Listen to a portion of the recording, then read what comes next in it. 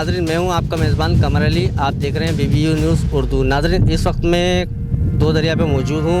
आप देख सकते हैं कि समंदर की शिद्दत से दो दरिया के जो पानी है वो मज़ीद आगे आ चुका है और लहरें देखें कितनी स्पीड में आ रही हैं। और जैसे ही शाम होती जाएगी वैसे ही मज़ीद पानी और आगे आ जाएगा।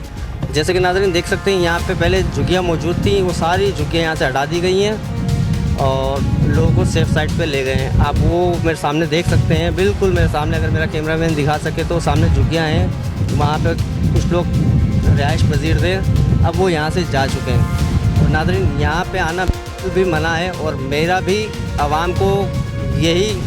भी आवाम को यही गुजारिश है कि आप प्लीज़ इस हाल में समंदर में मत आएँ, अपने और अपने प्यारों का ख्याल रखें और मज़ीद सब दुआएं करें। और आप देख सकते हैं कि कराची का परवाने वो सामने खड़े हुए हैं, वो जब तक अपनी आंखों से देख नहीं लेंगे उन्हें यकीन नहीं आएगा कि वाकई में तूफ़ान आ रहा है नहीं आ रहा। आप देख सकते हैं, अगर मेरा कैमरामैन दिखा सके तो आपको।